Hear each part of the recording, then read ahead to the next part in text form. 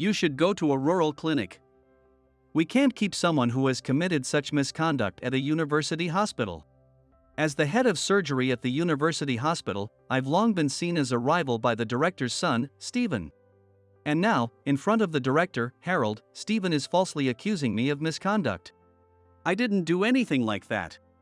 I protested to Harold, but he wouldn't listen. Anyway, we have all the evidence. We don't want to make a big deal out of this, so we'll keep it quiet. However, Kyle, you will have to take responsibility. You'll be sent to a rural area. No way. Harold is protecting Stephen and seems determined to demote me. Stephen grinned wickedly as he watched me panic. Ha ha. Kyle, you can go plow some fields. You filthy quack. And so, I was unjustly transferred from the university hospital to a rural clinic. But at that time, no one knew yet. The people who framed me were going to face a severe reckoning. My name is Kyle Turner. I'm a surgeon working at a university hospital in Tokyo. Ever since I was a child, I was skilled with my hands and had a strong curiosity. To satisfy my thirst for knowledge, I entered the surgical department after graduating from medical school. Following my entry, I followed a senior doctor I respected and gained experience with many different cases. I've performed over 50,000 surgeries and am rumored to be a candidate for the next professor. Patients speak highly of me, and thanks to word of mouth, patients are referred to me from not just nearby hospitals but also from rural areas. As a result, I've been entrusted with the role of head of surgery. Dr. Turner, the patients you operated on have been getting out of bed quickly, which is really surprising. Their discharge times are also fast. So the bed turnover rate is excellent, which really helps us. Smiling as she spoke to me was Rachel, the head nurse of the surgical ward. Thank you. Well, it's always better for patients if they can be discharged sooner. My surgeries are known for being quick and meticulous. Because the incisions are small, there is little bleeding. Recently, I've been performing many endoscopic surgeries, which further shortens the hospitalization period. As the head of surgery, I have to consider the number of surgeries and bed turnover rates, but in my case, these results naturally improved as I focused on providing less burdensome medical care to patients. In short, my reputation improved unintentionally.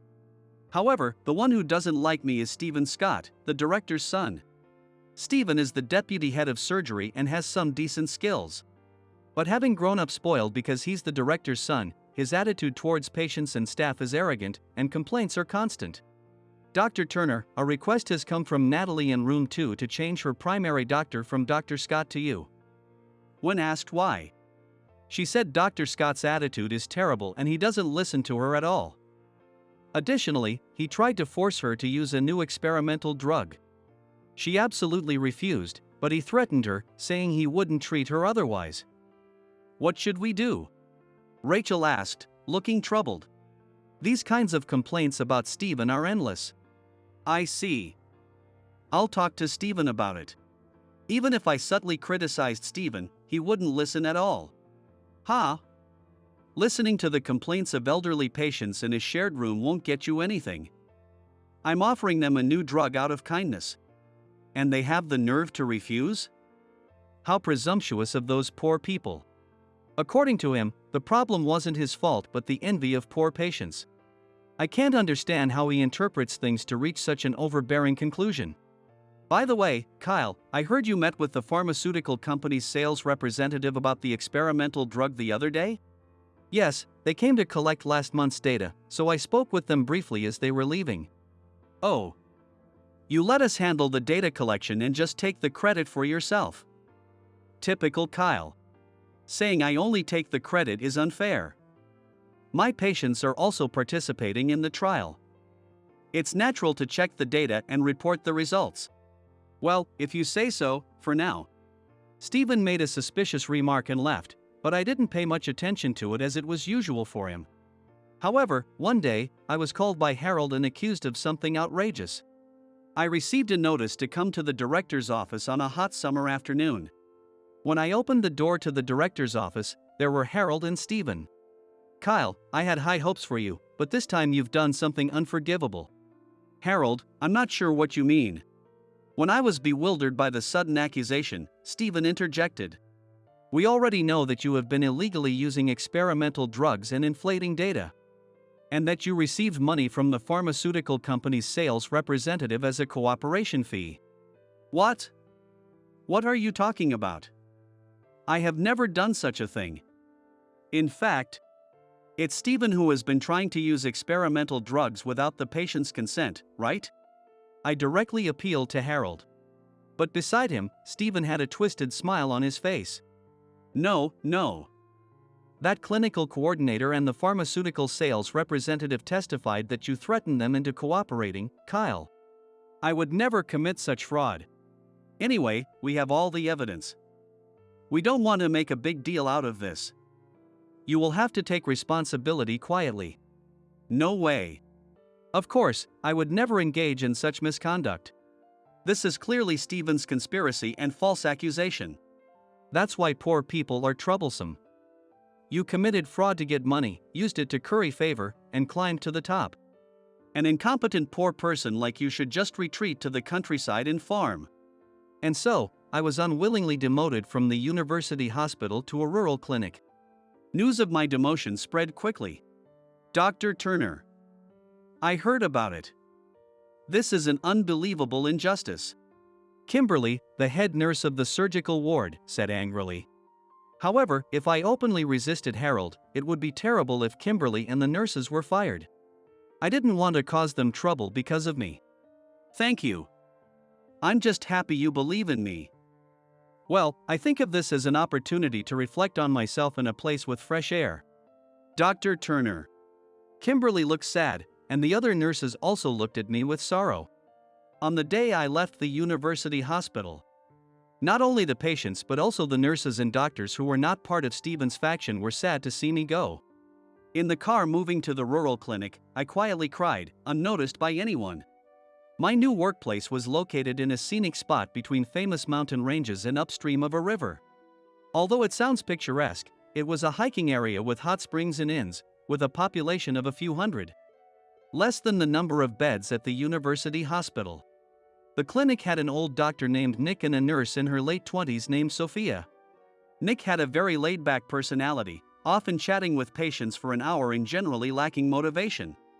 Sophia hardly spoke more than necessary and watched TV in the waiting room in silence, resting her chin on her hand.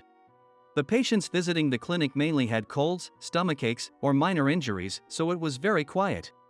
On rainy days, not a single patient came, and Nick and Sophia would have tea and snacks.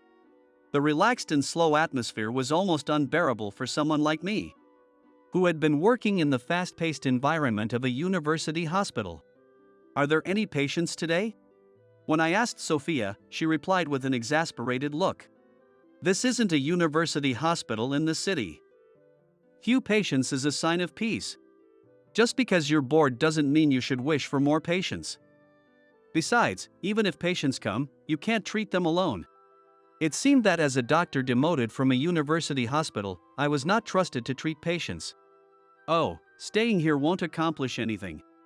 Thinking that, I decided to leave the clinic and visit the village. Excuse me, I'm stepping out for a bit.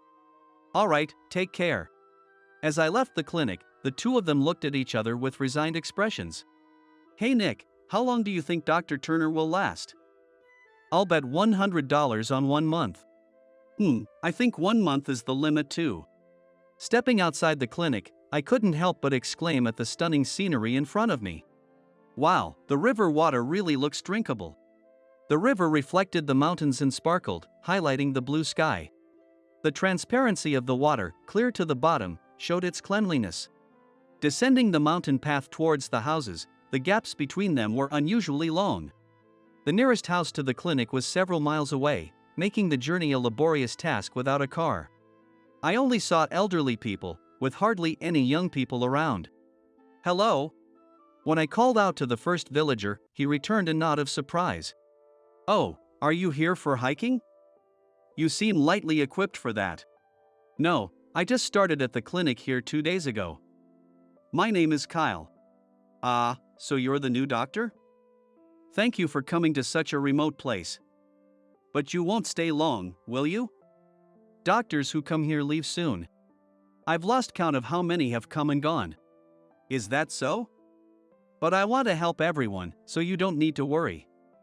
Is there anything you're struggling with? Well, I've had a bad back for a while now. Back pain, huh? If you don't mind, may I take a look? After that, I started visiting the village houses, greeting people and asking about their health.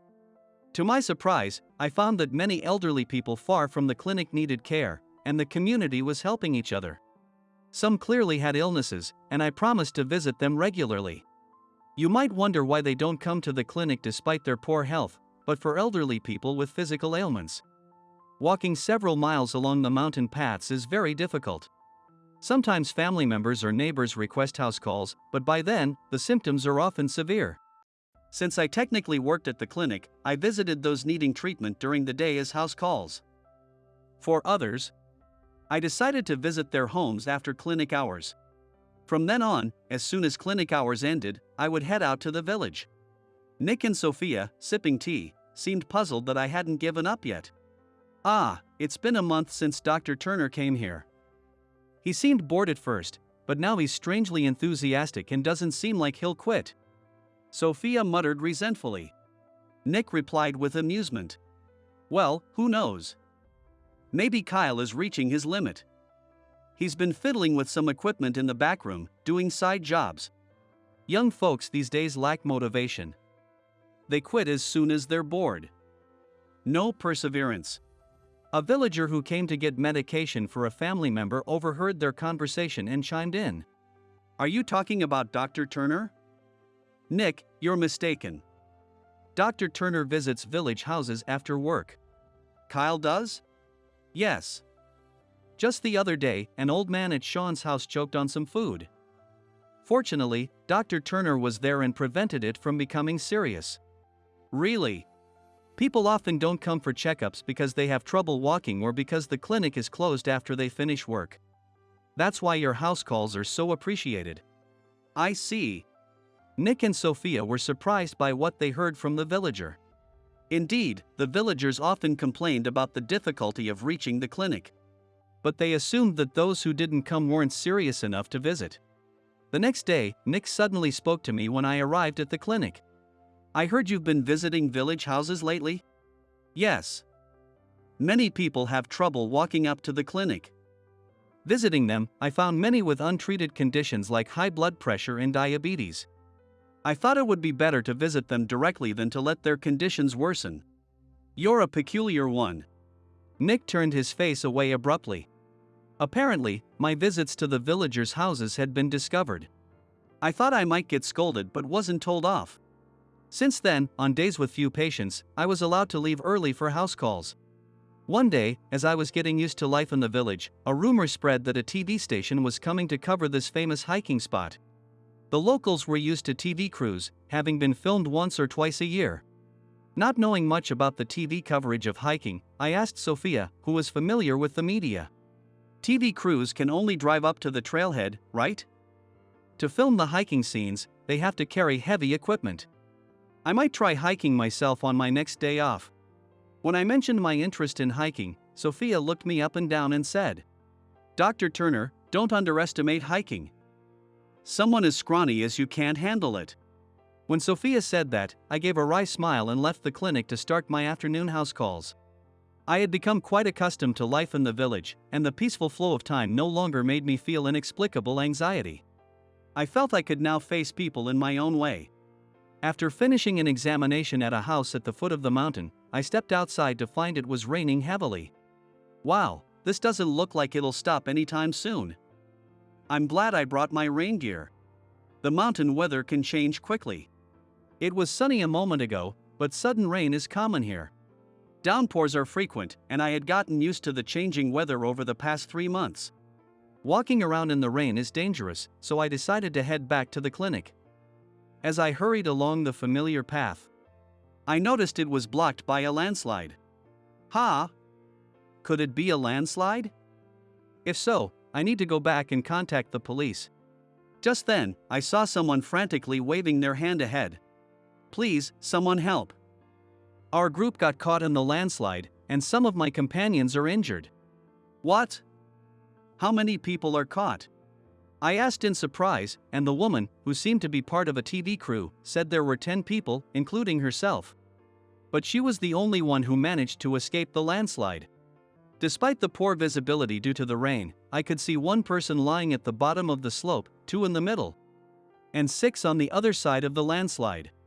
I immediately contacted the ambulance, the clinic, and the police station. Then ran towards the other side of the landslide with the female crew member. Upon checking the condition of the people lying there, most had bruises and external injuries. But none appeared to be in life-threatening condition. The problem was the people lying below. They likely had head injuries and were losing body heat in this rain. Rescue was a race against time. Hey, is the landslide here? Tell me the situation. Nick, Sophia, paramedics, and police officers arrived on the scene one after another. I informed Nick and Sophia about the 6 people on the other side and went to rescue the man at the bottom of the slope. The 2 people lying in the middle had multiple fractures in their legs, arms, and ribs, making it difficult for them to move on their own. Hey! These 2 have severe fractures. They can't move by themselves. We need stretchers. I shouted and continued toward the man further down. This man was still partly buried in the mud, with severe bruises and cuts all over his body. He had multiple external injuries and was bleeding. He was barely conscious, breathing shallowly, and needed urgent medical attention. We need help removing the mud here. And get a stretcher and a set of hemostatic tools. Also, an emergency kit. I called out to the paramedics and the local fire brigade. While trying to stop the bleeding and administer fluids with the tools I had on hand, I kept encouraging the man. Are you okay? Help is on the way. Hang in there. It hurts. I can't take it anymore. That's not true. If I don't make it, give this to my daughter. Inside the plastic bag he handed me, there was a photo of a bluebee taken in these mountains. The bluebee is said to bring good luck to those who see it. It's a rare bee that only lives in pristine mountains, gathering on the autumn Japanese sage, and it's a species rarely seen in the country. I remembered it had recently become popular among young female hikers. He probably took the photo because his daughter asked him to if he saw the bluebee. Give her this, tell her to be happy. He seemed to be asking me to deliver the photo and message to his daughter if something happened to him. But I wasn't going to let that happen. He would survive and give the photo to his daughter himself. You're going to give this photo to your daughter yourself. Don't worry. I'll save you. Really, can you save me? I will. Trust me. Okay, please. Hang in there. Help is almost here. With the help of the local fire brigade and paramedics, we managed to free the man from the mud, but he had an open fracture in his leg. The bleeding was severe. Just then, we received a call that the general hospital in the town, about an hour's drive away, could take him. However, transporting him would take too long, and his condition was too critical to wait. 2 hours round trip to the hospital. That won't do. Nick, can I use the operating room in the back? I asked Nick. Go ahead, but that room isn't equipped for a proper operation. I don't even know if the machines will work properly. They haven't been maintained in a while. It's fine. I've been doing some maintenance just in case. I know how to use everything. Please let me use it. As it turns out, I had discovered an unused operating room in the back of the clinic and spent a considerable amount of time checking the machines and gradually bringing them back to working order. So, that's what Kyle was doing secretly every day. If that's the case, Sophia can assist you. Until last year, Sophia was a surgical nurse at a university hospital in Tokyo. She'll do a great job. All right. Sophia, I'm counting on you. Yes. Nick and the locals will help here. Everyone said they wanted to support you, Dr. Turner, who always cares for them, so they all gathered. The local women's association includes former nurses who once worked at the district's general hospital. Now retired, they volunteer locally while also working in agriculture. If you need anything, just let us know. You can count on us like we're a big ship. The women from the association said with reliable smiles like motherly figures. Thank you so much. Nick, who used to specialize in surgery, skillfully performed sutures, while the firefighters and everyone else took care of the other injured people. Let's get started. Yes. The rest happened quickly. I began the operation on the man with the open leg fracture, working on the fracture site first, then suturing the other injuries. Normally, a procedure that would require 4 to 5 people, including an anesthesiologist, was handled by Sophia and me efficiently, finishing the operation in just over an hour. That was fast. Sophia was amazed at my work. Leaving the post-operative care to Sophia, I returned to Nick and helped with the remaining patients. Kyle, have you already finished the operation? Yes. If we had better equipment and more people, we could have done it faster. But this was the best we could do here. Faster? How short do your operations usually take? Nick was astonished at my suturing speed. By the time the ambulance from the general hospital at the foot of the mountain arrived, all the patients had been treated. The man who had surgery and those with fractures were transported to the general hospital just in case. Those with minor injuries were accommodated in a local inn and would be examined again tomorrow before being transported to town by a minibus. Dr. Turner, your surgery was really amazing. I've never seen such efficient work even at the university hospital. Sophia, who assisted me, explained in detail to Nick everything that happened during the surgery. After hearing her, Nick spoke to me with a serious expression. Finishing that operation in an hour while managing anesthesia and monitoring? You must have several brains. I handled many surgeries in my youth. But I couldn't do that. Even if you were called the best doctor in Japan, I wouldn't be surprised. Who exactly are you, Kyle? Nick's astonishment left me unsure how to respond. Feeling I could trust these two, I shared the story of my demotion from the university hospital. I explained how Harold and Stephen targeted me, falsely accusing me of taking bribes and manipulating experimental drug data. I was forced to take the blame and was transferred to this clinic as a result of this unjust situation. I was the head of surgery. I performed many operations and had a good reputation among patients. People came to me from all over. And I was considered a candidate for the next professor. Stephen, especially, resented me. With the professor selection coming up in a few years, he wanted to eliminate me beforehand. That's why he falsely accused me and got me expelled from the university hospital. What a terrible situation. Nick was deeply shocked by my story. But now I like this clinic. I've realized that a university hospital isn't the only place to practice medicine. As long as I'm motivated, I can treat patients anywhere, under any circumstances. I said confidently, but Nick slowly shook his head. No, Kyle. You're too skilled to be here. This clinic has been a refuge for young doctors who caused trouble at university hospitals. So far, we've only had real troublemakers. They threw tantrums and quit quickly, saying they couldn't work in such a remote place. But you're different. With your knowledge and skills, you shouldn't be stuck here. There are many patients who truly need your expertise. You should return to where your skills are most needed. Nick's words made sense. But I didn't want to return to where those who had framed me were. Sophia watched us with a complex expression. For a moment, a heavy silence filled the examination room. Then someone knocked on the door. When I invited them in, it was the woman from the TV crew. Thank you so much for saving our staff. You all saved our lives. Without you, we don't know what would have happened. The person Dr. Turner operated on is my mentor.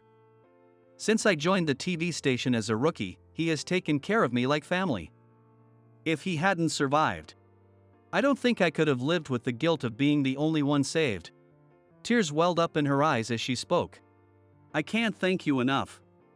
I overheard your conversation earlier. Is there anything we can do to help? Please, let us assist you in any way we can. She bowed deeply. Thank you. I just did what any doctor would, but I'm glad you feel that way. If we need help, I won't hesitate to ask. For now, please rest with the others. Yes, thank you. I was genuinely happy that my actions had saved her and her colleagues. Up until now, no matter how many patients I treated, it was just part of the job, something expected of me. Though the landslide was an accidental occurrence, it felt incredibly fortunate that we could save many people in this place with limited equipment and staff, all working together. As I pondered this, Nick sat in the clinic, quietly sipping tea, deep in thought. Little did I know, Nick was concocting an extraordinary plan. About a month after the landslide incident, Nick told me he wanted to visit his old haunt in Tokyo and asked me to accompany him. He said he hadn't been to Tokyo for a while and needed me to guide him. I took his words at face value and went to Tokyo with Nick. To my surprise, his old haunt turned out to be the very university hospital where I used to work. Without a word, Nick barged into the director's office. There stood Harold and Stephen, with me. It felt like a cold blizzard was raging through the room. "What brings you here? How did you manage to find your way from that rural clinic without getting lost?" Harold's first words to Nick were filled with sarcasm. "Well, I had an excellent guide, Kyle, so I could get here even with my eyes closed." "Oh, you caught the dropout who made a huge blunder here and think he's excellent? You've grown senile. I recommend you hurry back to the countryside before you embarrass yourself further."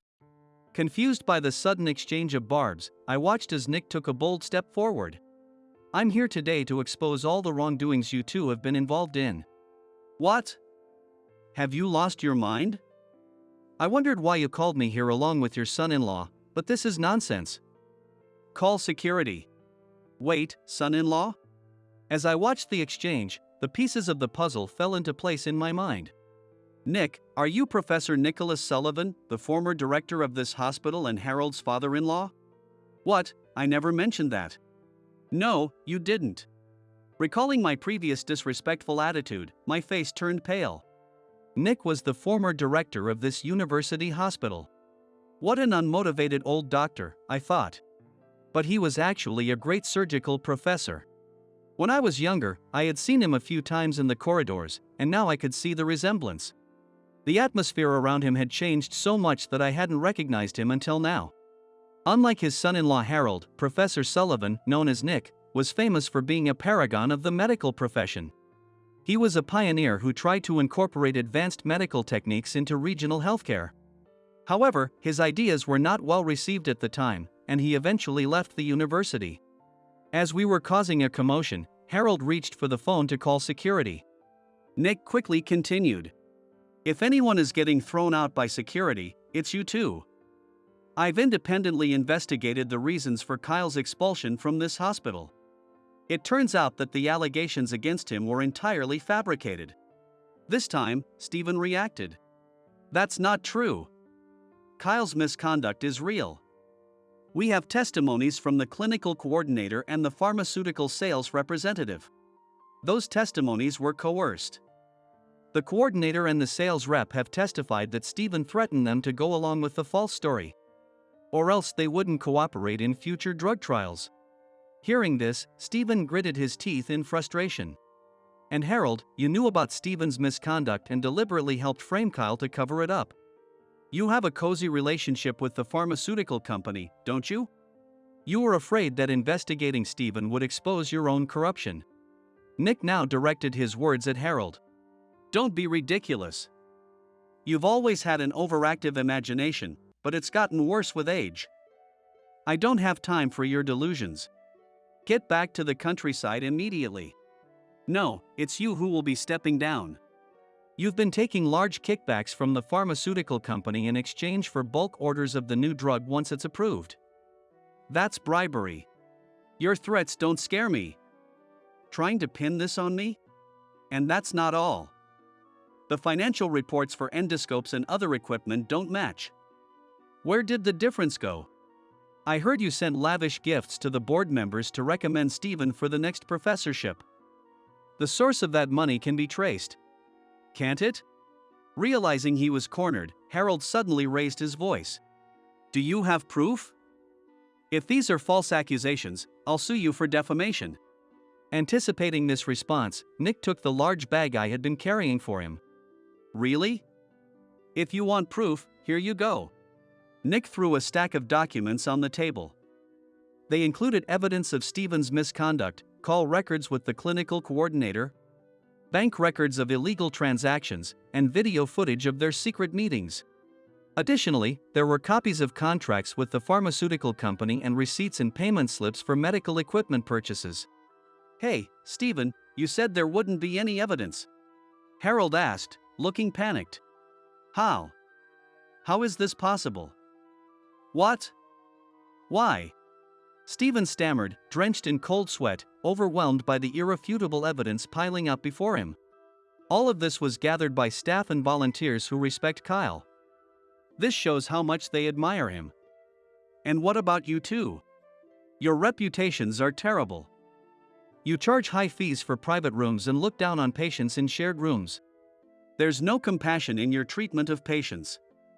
A hospital is supposed to be a place where people suffering from illness are helped and healed. It's a doctor's job to listen to patients, identify problems from minor symptoms, and treat them. What you wanted to do at this hospital was just make money, wasn't it? And you managed to be the director and head of surgery with such attitudes? I'm utterly disgusted. Was this what you wanted to do so badly that you had to drive me out? Nick let out a deep sigh and continued with a slightly sad expression. Do you not realize how much this hospital's reputation has fallen? Doctors should have a spirit of compassion and a desire to save people. Focusing only on personal gain is unacceptable. Have you forgotten such a basic principle? It's disgraceful. I am the current director. I don't need a lecture from you. Harold shouted back. You still don't understand. Very well, you will step down from this hospital. Ha! You think you can just do that? Oh, I can. Just like how you removed me 10 years ago. You falsely accused me of misconduct and had the board vote on a no-confidence motion against me. So, I used the same method. I reported your misconduct to the board, and they've already approved it. What will you do now?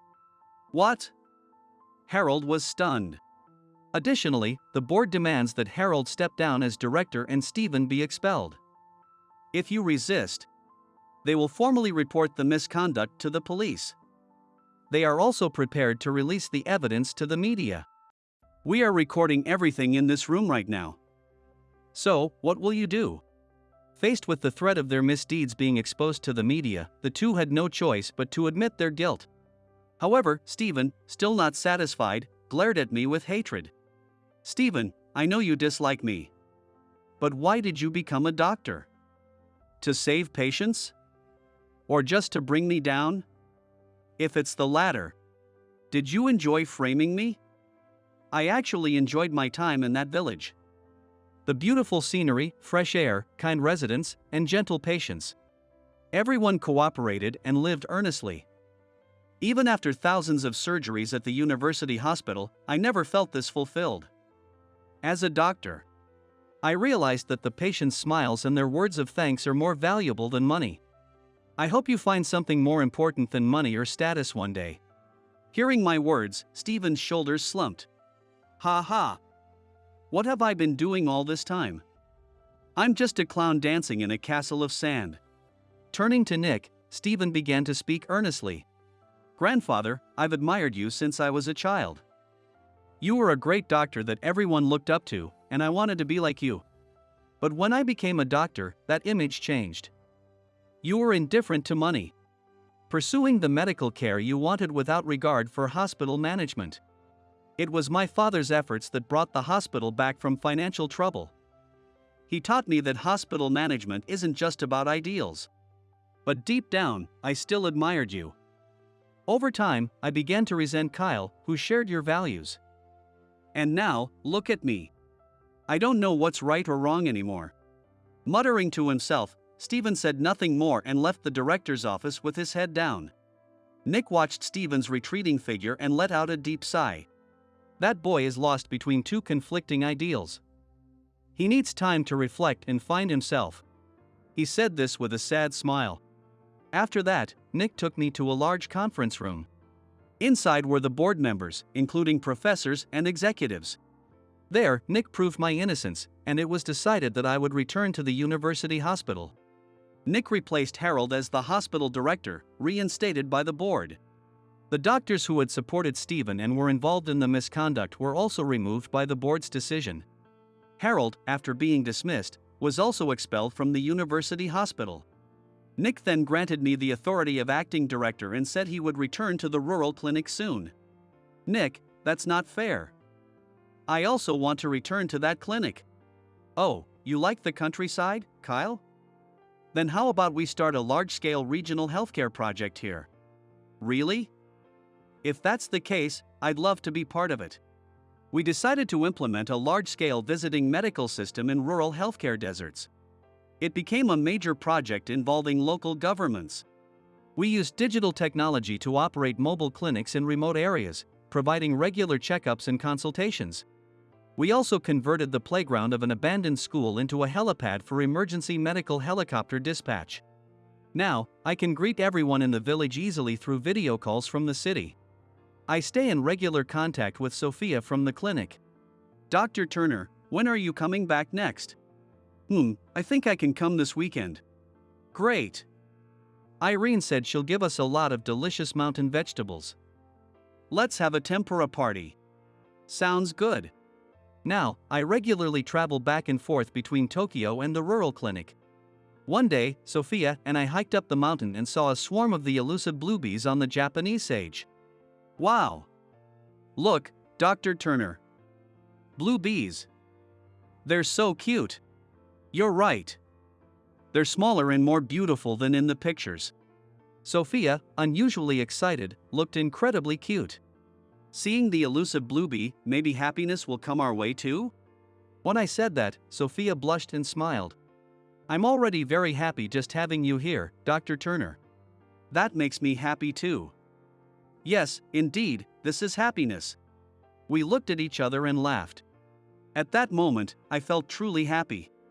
On that rainy day, the TV crew we rescued from the landslide created a documentary titled The Miracle of the Highland Clinic based on their accident. They featured me as a doctor who helped cleanse the hospital and contributed to revitalizing regional healthcare. Thanks to this, I gained a reputation as an excellent doctor, and the university hospital's management improved significantly. Revitalizing regional healthcare requires money, but fortunately, we avoided going into the red. I am working hard, juggling roles at both the university hospital in Tokyo and in regional healthcare. Interestingly, I feel less stressed now than when I was only working at the university hospital.